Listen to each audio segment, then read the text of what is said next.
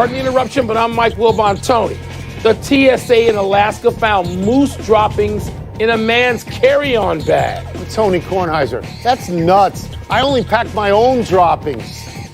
Okay, how could moose droppings even get inside of anyone's carry-on bag? How's that happen? I just think that is such a great phrase, moose droppings. Yeah. I mean, I never really thought of it before, but I'd be willing to give $10 to anybody who would put moose droppings in a carry-on bag, don't you think? Have you been to Alaska? Have you ever been? Because I have not. I know you've been. You took that cruise, right? Yeah, absolutely. No, I've been. There's 4 states I haven't been to. 5. I'm sorry, there's 5 because neither Alaska nor Hawaii, and I know you've been to both. Welcome to PTI, boys and girls. In today's episode, the Bucks beat the Celtics. Bryce Harper gets booed, and CC Sabathia puts up a big number. But we begin today with Scott Foster not particularly influencing last night's Golden State-Houston game, and the Warriors winning that game with their 5 starters playing well but not great. The big deal in the game was James Harden being struck in both eyes inadvertently by Draymond Green and missing 11 minutes. Harden was 9 of 16 after being injured, but there is reasonable concern about his well-being, considering after the game he said he could, quote, barely see, unquote. So, Wilbon, where does this leave Houston? Well, Tony, they've got Wednesday, Thursday, Friday off, both teams, obviously, because Game 3 is in Houston Saturday. Right. That has to help Harden. There's no way you can look at this and say more time doesn't help him. He looked like Joe Frazier, like midway through the Thriller in Manila last night, Tony, with the blood in both eyes, and then the left eye, I guess, was swelling. But again, 9 for 16 with blurred vision. That's right. But you know what, Tony? It still leaves them in this place. Look, Klay Thompson, Steph Curry, and Kevin Durant have not had prolific scoring nights. They haven't. As a trio, they're shooting 41.5% from the floor so far in 2 games. But they're going to have to get from James Harden the kind of game we talked about incessantly during the regular season, where he scores 45 or 48, and Chris Paul has 12 to 14 assists. They're going to have to get that kind of game where this series is going to go no longer than 5. All right, so thank you for coming over to my side of the street on this. I am not saying this is going to be a sweep, and I'm not saying that Golden State would win this thing easily, but I'm saying that what we've seen so far is that Golden State is a better team. So for Golden State to lose, Kevin Durant would have to get very cold. He'd have to stop shooting. Steph Curry, instead of breaking something or dislocating a finger on his left hand, would have to break his right hand. Draymond Green would have to get 10 technicals. I just think that one team is better than the other. They've proven it year after year in the playoffs. I'm sorry this is not the conference final. And I want to add this one thing about Scott Foster. And the notion that Houston believes that Scott Foster hates them. If I have these numbers correct, Houston had 25 free throws last night, and Golden State had 24, which means this can go, the Scott Foster thing, in the junk pile, because it's junk, right? I mean, we can stop with it, can't we? We can stop? Well, I stopped with it last night because it was irrelevant. But, Tony, when all 3 of those guys on Golden State, all right, Thompson, Curry, Durant, when they're mediocre even, by their standards, if they win, and they get great games from Draymond Green and Andre Iguodala, Tony, they're better. When those 5 guys play like they did last night, then nobody's going to beat them. They're better, and if Harden is not 100%, they have no chance. No, they have no that's chance. right. That's right. All right, Tom, let's get to a team that had a little more success at bouncing back after a Game 1 loss. The Milwaukee Bucks. After a slow start, Giannis found his midseason MVP form for the rest of the game. And he got the requisite help offensively from Chris Middleton, who hit 7 threes. The Celtics stars, meanwhile, struggled, especially but not exclusively Kyrie Irving.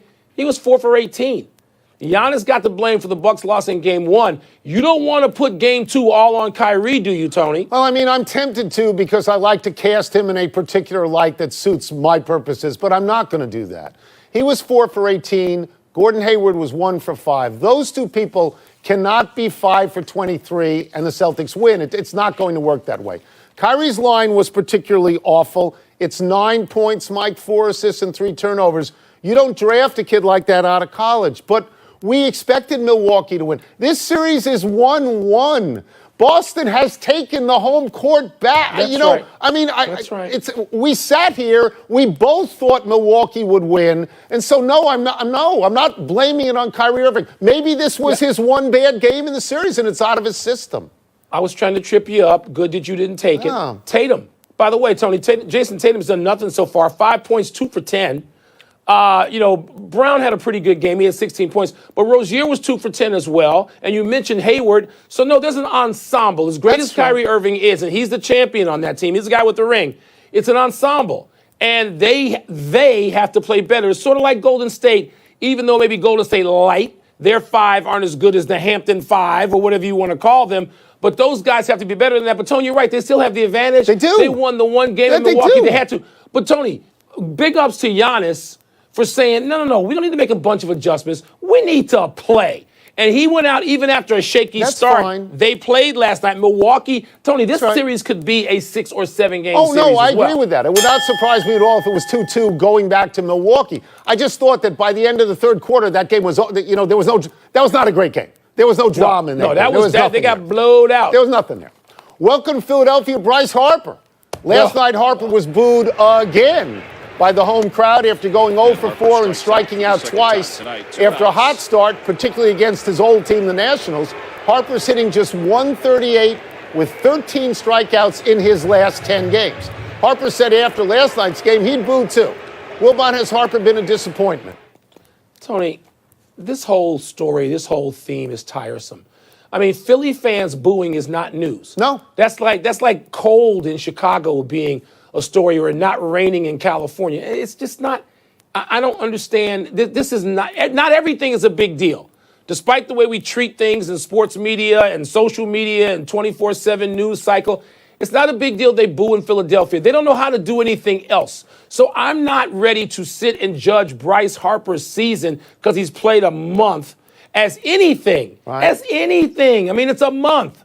So it's 1/7 of the season. So maybe you want to judge Philadelphians. I don't care to. No. My sense of it is that everybody sat down wherever they were sitting when he signed, and they saw that he signed for $330 million, and he obligated himself to a particular team in a particular city for 13 years, and that city was Philadelphia. They said, whoa, he's going to get booed.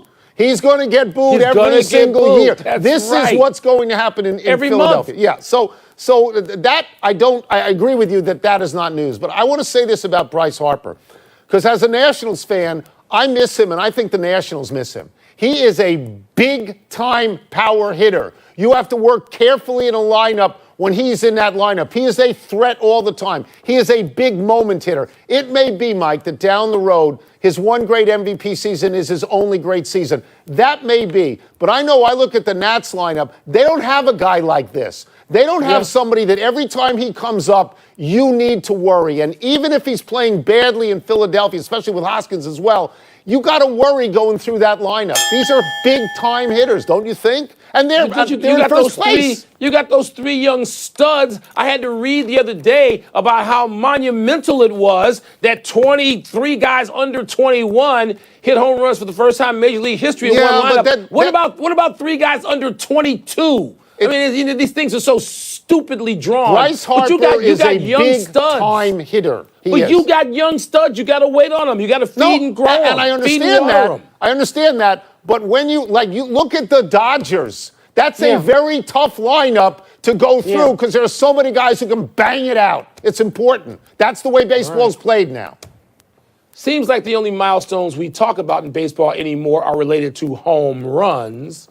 So I'm thrilled to talk about CC Sabathia recording his 3,000th strikeout yesterday, making him only the 3rd left-hander to do so. Joining Steve Carlton and Randy Johnson, that's it, that's the list. Giving Sabathia's career record, Tony, now of 247 and 154. And the 3,000 strikeouts. Yeah. Aren't we talking about something pretty close to automatic Hall of Fame? That's an interesting choice of words, automatic, because I don't necessarily think it's automatic. I think he has helped tremendously by being in the company, as you say, with Carlton and Randy Johnson, who are all-time pitchers from the left side. They're all-time pitchers, no matter what. Was CC Sabathia a dominant pitcher for, let's say, an 8 to 10 year period? If we're talking about the Hall of the very, very good, he's automatically in. If we're talking about the Hall of Fame and the great, I'm going to give you 2 names that I think are important. Jim Cott and Tommy John. They pitched longer. Jim Cott has 283 wins, which is 36 more than Sabathia. Tommy John has 288, which is 41 more than Sabathia. And they're not in. And their ERAs are lower than Yeah. Sabathia. If Sabathia gets in at 3.69, and that'll probably go up this year, he'd have the third highest ERA among pitchers in the Hall of Fame. So I think he will get in. But if you say automatic, I'm not certain of that. Yeah, I understand that, Tony. I also think, how many losses does Jim Cott have? He's over 200, right? They both have more losses. They have smaller winning percentages. Yeah, yes. The winning percentages aren't as big. That's right. First of all, you and I sat, being the old guys we sat in the newsroom about 6 months ago, and we were both amazed about Jim Cott not being in because we both think he ought to be in. Yep. And so, Tony, I think as you move along, it's just like figuring out, people look back at numbers of NBA players and they go, well, what was his three-point shooting percentage? What? He didn't shoot threes? I mean, the line moves. The criteria moves on. It evolves. And I think Sabathia is in. I really do. He had a great, great half season with Milwaukee. He was the best pitcher. He was the best pitcher in baseball. I don't know that it'll take a veterans committee, but it's not first ballot. It's not, automatic. No, we're not in the automatic stage, I don't think. Danny Ferry has interviewed with the Washington Wizards for their vacant general manager job. Now, he's local for us, having gone to DeMatha High School and growing up minutes from the old Capitol Center where the Bullets played. His father, Bob, was the team's general manager for 17 seasons. Now, there is the ongoing problem that Ferry was recorded saying this of Luol Deng, quote, he's got some African in him. He has a storefront out front that's beautiful and great, but he may be selling some counterfeit stuff behind you, unquote. Well, Ferry was interim GM for New Orleans this season. All told with what we're talking about, is he hireable at the GM level? Tony, I think he is, but this is so complex. Danny Ferry's a Washingtonian, period. I mean, people may not know that out there. They remember they picked up his career at Duke, and he played in the league for a long time. Okay, fine. Danny Ferry's a Washingtonian, and he was reading, supposedly, reportedly, a scout's report. These weren't said to be his words, or he didn't. You and I have known Danny Ferry his whole life, literally. Yes. Danny Ferry, if he's going to be hired in Washington and have the relationship he's always had with his hometown and the people in it, he's going to have to sit down and talk about this further. I've talked about it with Danny Ferry, and I'm betting you have too. To me, Danny Ferry is hireable. If Ted wants to hire him, if Ted Leonsis wants to hire Danny Ferry to come and be the man, the boss of the team that his father led for nearly 2 decades, that's fine.